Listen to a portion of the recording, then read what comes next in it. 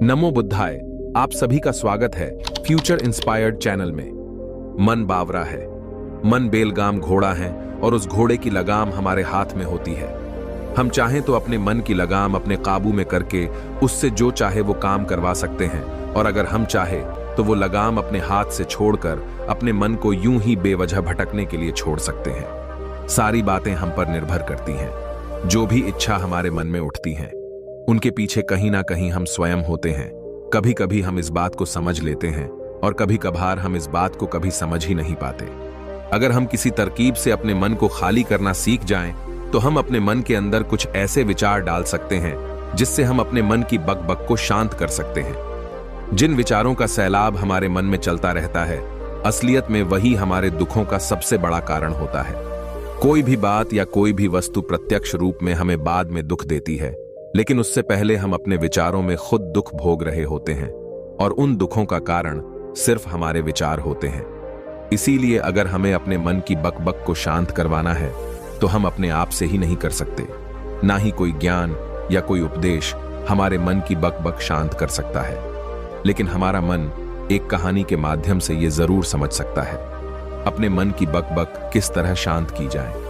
इसीलिए ये कहानी आखिर तक सुनने के बाद आपके मन की बकबक एकदम शांत हो जाएगी।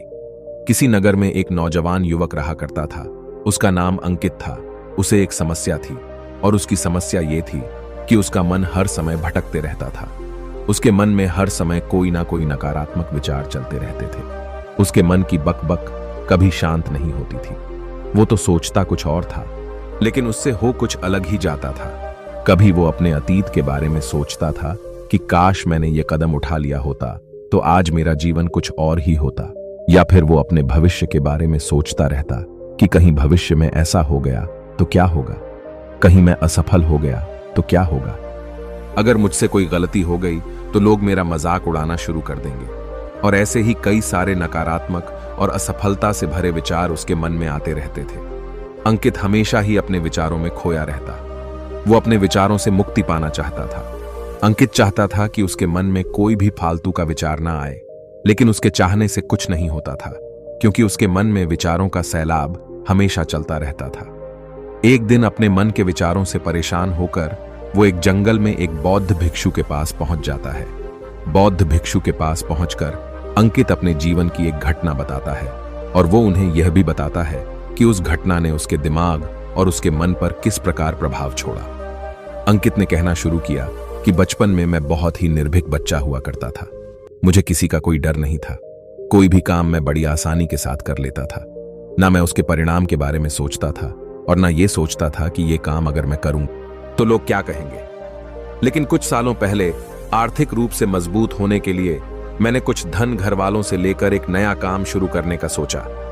उस काम के बारे में मुझे सभी ने राय दी कि इस काम में ज्यादा मुनाफा नहीं होगा, तुम्हें नुकसान हो सकता है। मेरे घर वालों ने भी मुझे समझाया, लेकिन मैं अपनी बात पर अड़ा हुआ था और उस काम को करना चाहता था। और जब मैंने जिद की तो घर वालों ने कुछ धन मुझे दे दिया।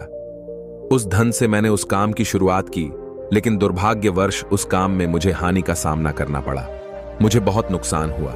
मेरा सारा धन खत्म हो गया था। मैं पहले से ही परेशान था, और इस पर मेरे घर वालों ने मुझे कहना शुरू कर दिया, डांटना शुरू कर दिया कि हमने तुम्हें पहले ही मना किया था, लेकिन तुमने हमारी कोई बात नहीं मानी। अब अपने कर्मों को अपने आप भुगतो। ये घटना मेरे जीवन की एक ऐसी घटना बन गई जिसने मेरे जीवन को पूरी तरह से परिवर्तित कर दिया। अब जो भी काम मैं करने की सोचता हूं तो मेरे मन में एक डर समा जाता है।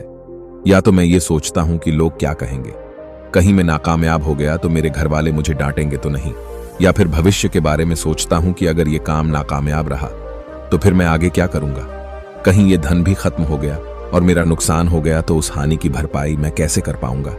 और ऐसे ही विचारों की वजह से मैं कोई भी काम शुरू नहीं कर पाता, और मेरे मन में इन्हीं विचारों की बकबक चलती रहती है।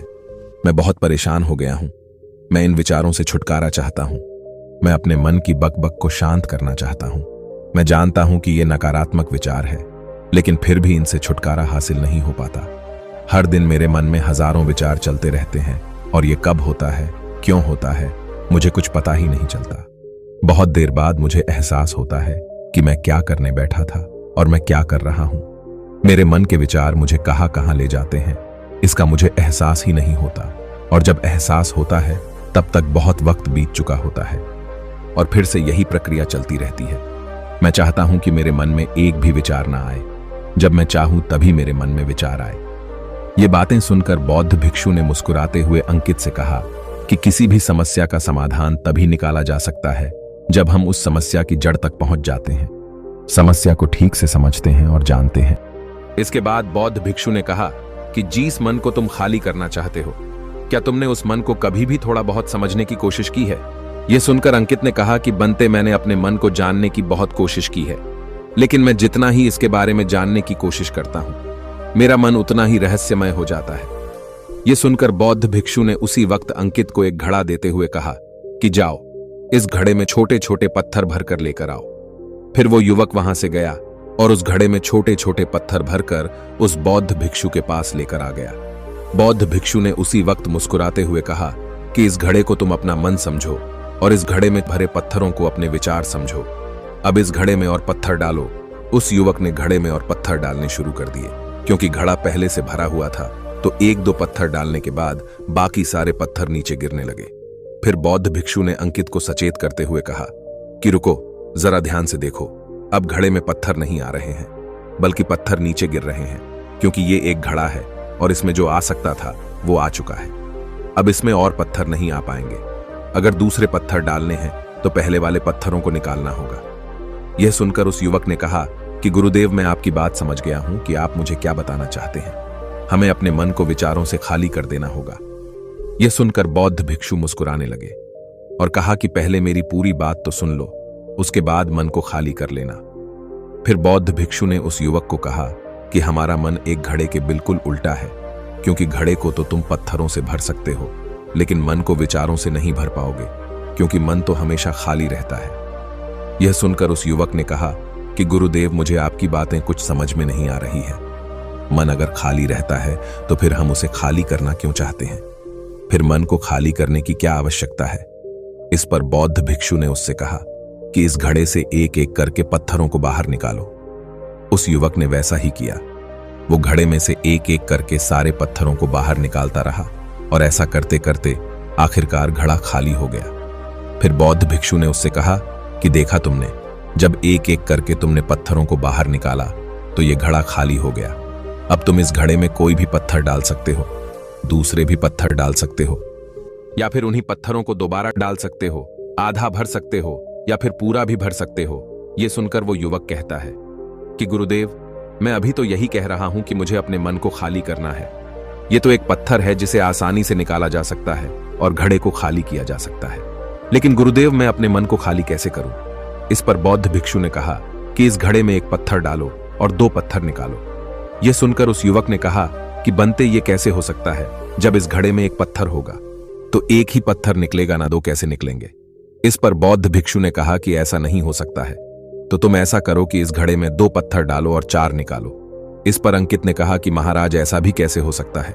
ये कोई चमत्कारिक घड़ा तो है नहीं कि एक डालो तो दो निकल जाएंगे, दो डालो तो चार निकल जाएंगे। यह सुनकर भिक्षु ने कहा कि यह घड़ा तो चमत्कारिक नहीं है, तुम्हारा मन तो चमत्कारिक है। उसमें से अगर तुम एक विचार बाहर निकालते हो तो उसके साथ दो विचार आते हैं, और जब तुम दो विचारों को निकालने की कोशिश करते हो तो उसके साथ चार विचार आते हैं, और फिर ऐसा करते करते विचारों की एक लंबी श्रृंखला बन जाती है, और फिर तुम वहीं नहीं रुकते, एक के बाद एक विचारों को पकड़ते जाते हो। ये मिट्टी का घड़ा तो पत्थरों से भर जाएगा, लेकिन तुम्हारा मन कभी नहीं भरेगा।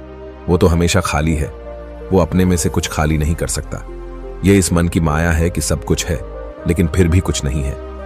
इस पर उस युवक ने कहा कि बनते, मैं आपकी बात समझ रहा हूं, लेकिन क्या मैं हमेशा अपने विचारों के जाल में ही फंसा रहूंगा? क्या इस मन के माया जाल से निकलने का कोई रास्ता नहीं है? यह सुनकर बौद्ध भिक्षु ने कहा कि इस मिट्टी के घड़े में आधे पत्थर भर दो। उस युवक ने ऐसा ही किया। फिर बौद्ध भिक्षु ने कहा कि अब इन पत्थरों में से कोई एक पत्थर चुनो और उस पत्थर की एक छोटी सी मूर्ति बनाकर मुझे दे दो। मैं जानता हूं कि तुम एक अच्छे कलाकार हो। अंकित ने एक पत्थर निकाला और उस पत्थर को बौद्ध भिक्षु के सामने तराशने लगा। पत्थर को तराशते वक्त उसे लगा कि यह पत्थर अच्छा नहीं है। फिर उसने दूसरा पत्थर घड़ा से निकाला, लेकिन उसे वो पत्थर भी पसंद नहीं आया। फिर उसने तीसरा पत्थर निकाला, लेकिन वो तीसरा पत्थर भी उसे पसंद नहीं आया। उसका रंग अच्छा नहीं था। ऐसा करते करते उस युवक ने सभी पत्थरों को बाहर निकाल दिया। उस युवक को ऐसा करते हुए बौद्ध भिक्षु बड़े ही ध्यान से देख रहे थे।